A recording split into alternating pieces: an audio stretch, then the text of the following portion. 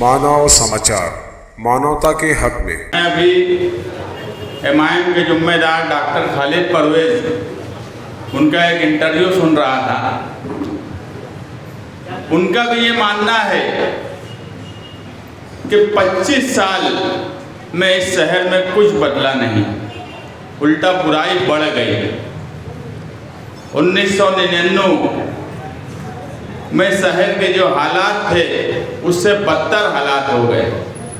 तरक्की का ढिंढोरा पीटने वाले तरक्की तो इस शहर में नहीं किए, मगर समाजी बुराई इतनी फैल गई कि उसे अब संभालना मुश्किल हो गया।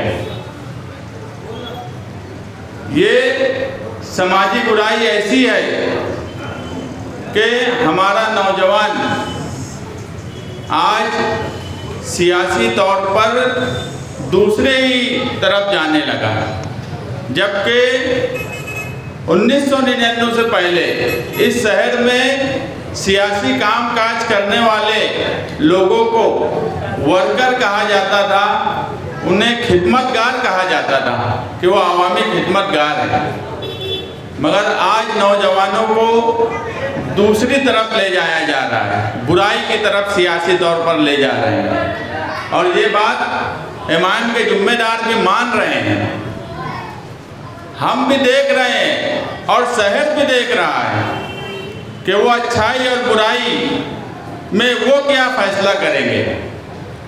ये अच्छाई और बुराई किसी एक लीडर से नहीं है, ये अच्छाई और बुराई एक मिली जोड़ है जो 1999 से शुरू हुई। इस शहर में शेख रशीद साहब और आज आसिफ शेख और मुफ्ती इस्माइल जो आज के मौजूदा MLA हैं, ये इनकी मिली जोड़ ने इस शहर में बुराई को उत्तम दर्जे में पहुंचा दिया है।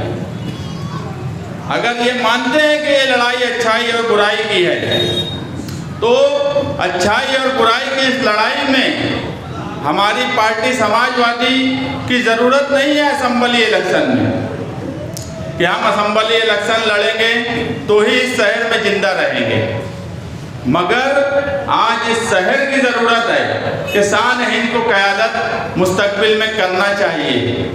और अगर अच्छाई और बुराई में वो फ़र्क समझ रहे हैं तो उनको भी अच्छाई का साथ देना चाहिए, ना कि इस मिली जोड़ बुराई का। जिनकी सियासत जिस मुद्दे से शुरू हुई आज उसी मुद्दे पर ख़त्म होने जा रही है।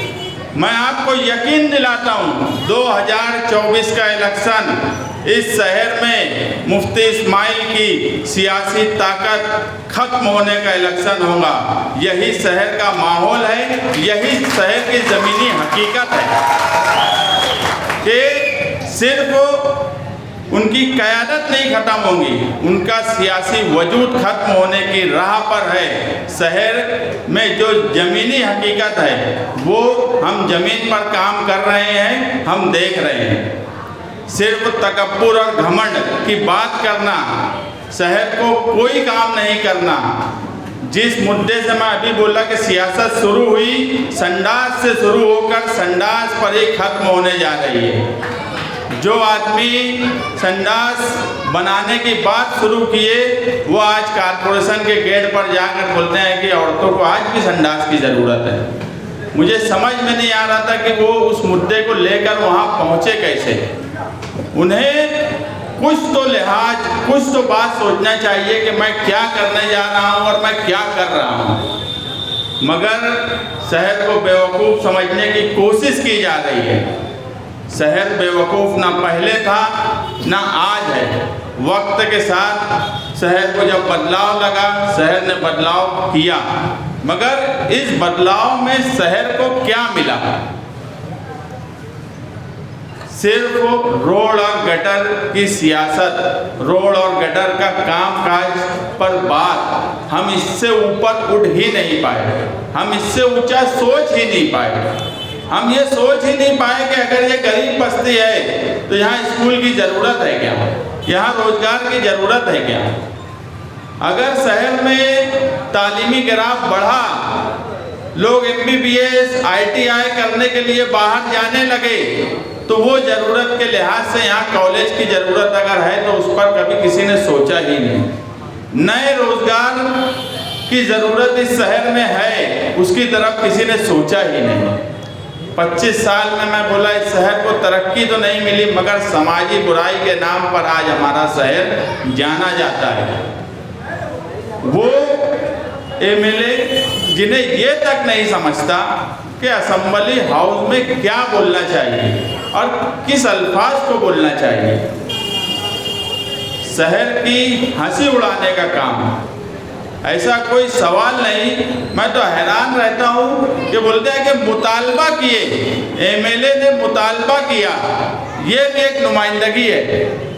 अरे मुतालबा तो मेरे ताने मामा भी कर सकते, मुतालबा करने में कौन सी बात है। तुमने वो मुतालबा किया तो काम हुआ क्या, या वो काम होने की तरफ गया क्या, इस पर कभी कोई बात नहीं की जाती। इस शहर में इतने फंड की बात की गई है अखबारात और यूट्यूब चैनल पे, 366 करोड़, 50 करोड़, 25 करोड़, 10 करोड़, इतने करोड़ कि अगर 5 साल का मैं सिर्फ अखबार और यूट्यूब वो भी निकालेंगे, नहीं निकालेंगे ऐसा नहीं है। जैसे अभी अदर अच्छा बोले स्टेज लगने दो, जब आमना सामना होगा तो अखबार की कटिंग भी आएंगी, चैनलों पे बयान भी आएगा कि इन्होंने आज तक कितने हजार करोड़ का फंड मंजूर किया, तो जमीन खा गई कि आसमान निकल गए। वही स्लैब पर खड़े होकर काम करना, वही गटर की बात करना, वही रोड की बात करना, 4 साल 5 साल पहले का कोई टेंडर है उसका उद्घाटन करना, इलेक्शन आने लगे तो इस तरह का तमाशा बनाना। सिर्फ इस शहर में तमाशा बनाया जा रहा है, शेख आसिफ की तरफ से भी और मुफ्ती इस्माइल की तरफ से भी।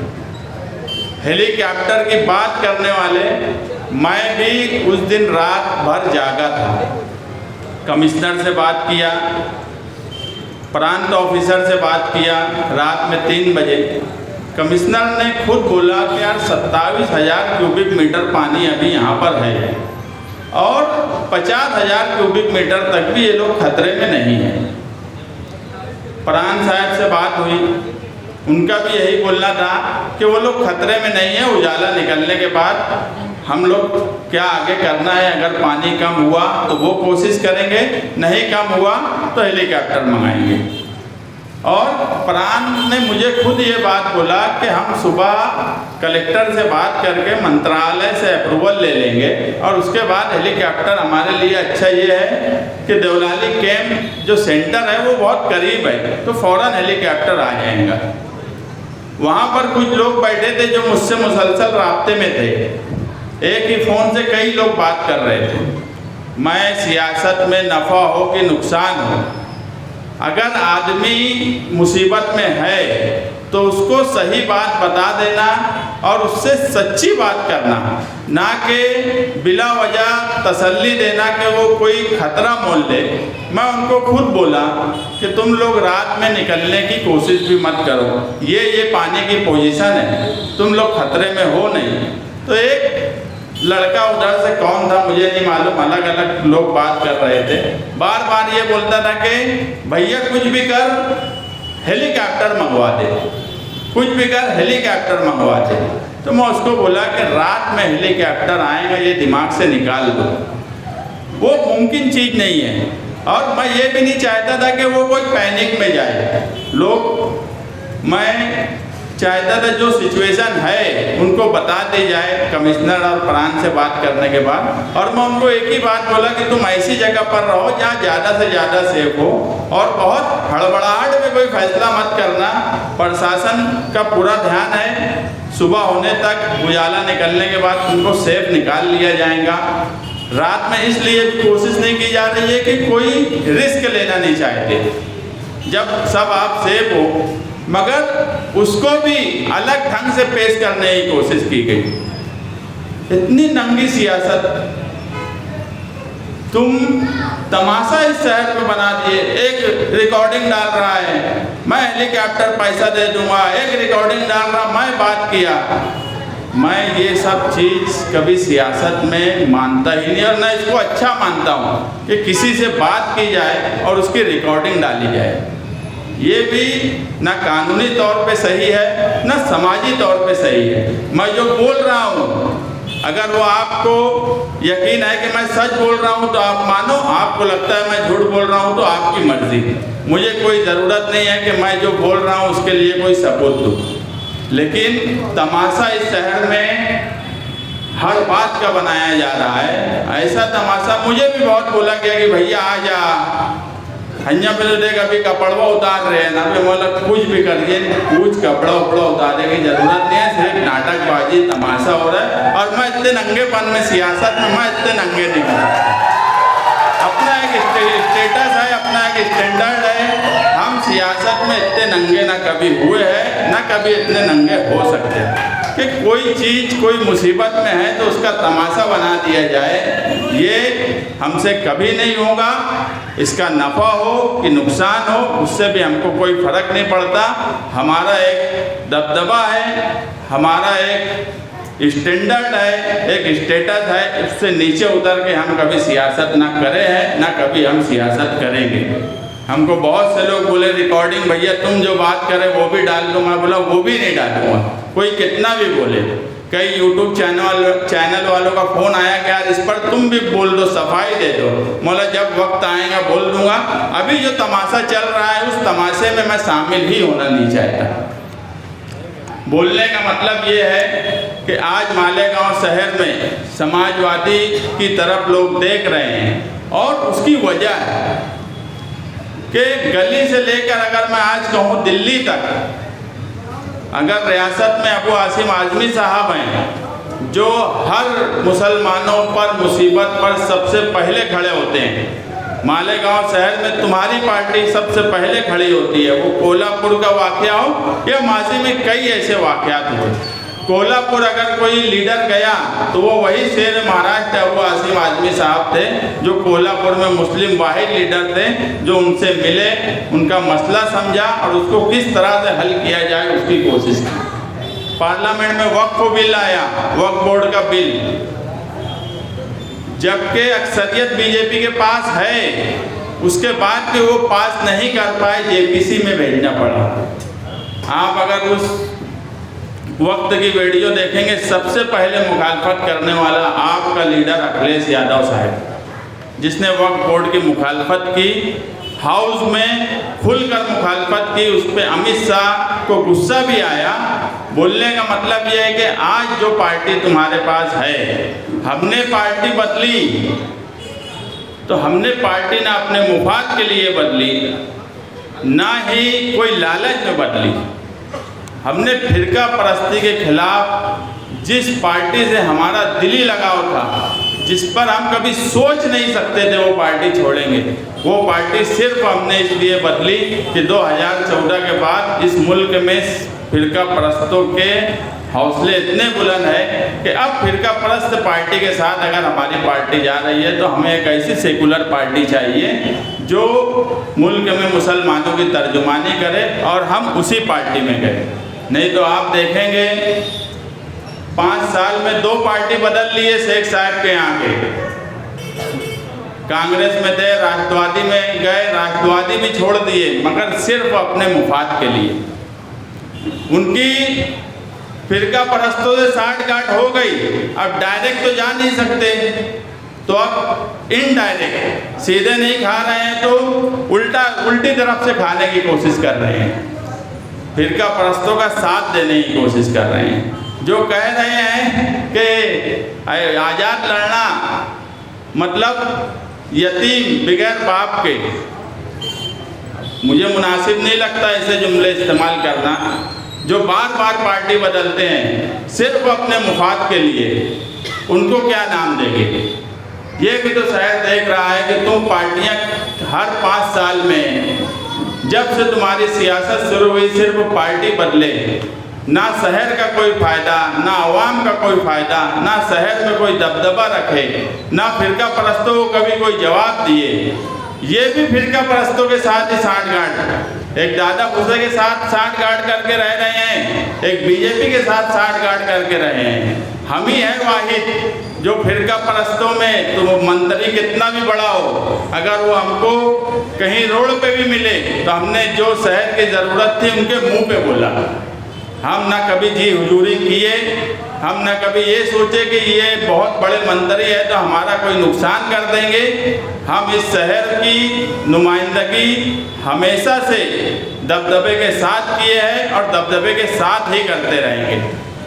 ये दोनों लोग दो पार्टियों से, एक एकनाथ शिंदे के साथ मिला हुआ है, एक बीजेपी के साथ मिला हुआ है, और इस शहर को बेवकूफ़ समझ रहे हैं कि फिरका परस्तों के साथ मिलकर। तुम देखेंगे कभी ये लोगों ने इस शहर में फिरका परस्ती के खिलाफ कोई भी दोनों में से मुझे बताओ, गढ़ की यात्रा में इन्होंने कोई बात बोली? ना शेख आसिफ ने बोली, ना मौजूदा आमदार ने बोली। हाँ, तनकीद करेंगे कि वो नहीं बोले, अरे तुम भी कुछ नहीं बोले। MSG कॉलेज का इतना बड़ा वाकया हो गया, उस पर कभी ये कुछ नहीं बोले। इनकी साठगांठ हमेशा फिरका परस्तों से रहती है। ये बजट इसलिए लेते नहीं हैं कि शहर में काम हो, ये बजट सिर्फ इसलिए लेते हैं कि ठेकेदारी कर सके। अगर शहर की ज़रूरत के लिए अगर ये बजट और कोशिश करते तो आज शहर कहीं ना कहीं तरक्की याफ्ता दिखता या हमें महसूस होता। सिर्फ ठेकेदारी, पैसा कमाना, पैसे की लालच, ये सारी चीज़ें हैं। वक्त आने पर आज के जो MLA हैं ये कितनी तोड़ी किए, कितने लेटर दिए और उस पर कितनी तोड़ी किए, कितनी बदनवानी किए, इसका भी सब रिकॉर्ड है। और ये मालेगांव शहर भी जानता है कि मुस्तकीम डिग्निटी अगर कोई कागज़ निकालता है तो इसको शहर भी मानता है, और वो कागज़ जब निकलता है तो सबकी सिट्टी बिट्टी गुम हो जाती है। तो मौजूदा आमदार भी ध्यान रखें, अभी जलसा होने वाला है, वक्त है इलेक्शन का और करीब वक्त आने दो। जिन्होंने मस्जिद, मदरसा, कब्रिस्तान नहीं छोड़े, ऐसे रिकॉर्ड के साथ जब अवामी अदालत में हम रखेंगे तो मुझे नहीं लगता कि इनको बताने के लिए कहीं मुंह रहेगा। क्योंकि आज तुम देखेंगे इनके आसपास अब कोई पार्लियामेंट्री बोर्ड नहीं है, शहर के ऐसे लोग नहीं हैं जो शहर की भलाई चाहते। ऐसे लोग उनके साथ थे। 2007 और 9 की उनकी सियासत शुरू हुई तो शहर के ऐसे ही लोग थे जो शहर की फिक्र में उनके साथ आए थे। आज उनके आजू बाजू सिर्फ ठेकेदार है, ठेकेदार की पार्टी, ठेकेदार के MLA मुफ्ती मोहम्मद इस्माइल कासमी साहब हैं। आप ये कान खोल कर सुन लो, सिर्फ उनका एक ही मकसद है, ठेकेदार। और आजकल तो देख लीजिए कि भगदड़ मची हुई है पार्टी में, लोग पार्टी छोड़ के जा रहे हैं तो नया लालच दे रहे हैं। तुझे 50 लाख का ठेका दूंगा, तुझे 1 करोड़ का ठेका दूंगा, तुझे 2 करोड़ का ठेका दूंगा, कि कैसे भी लोग रुक जाएं। मगर आप देखेंगे लोग मुसलसल समाजवादी में आ रहे हैं, समाजवादी पार्टी को मजबूत कर रहे हैं। आने वाला इलेक्शन बदलाव का इलेक्शन है। इस 25 साल की मिली जोड़ जो ना इस शहर की तरक्की के लिए कुछ किए, ना इस शहर की समाजी बुराई ख़त्म करने के लिए कुछ किए, ऐसी मिली जोड़ को शिकस्त देने का वक्त बहुत जल्द आने वाला है। और ये शहर बदलाव चाहता है, आप उस बदलाव के लिए तैयार रहें। इतना ही कहकर मैं अपनी बात खत्म करता हूँ।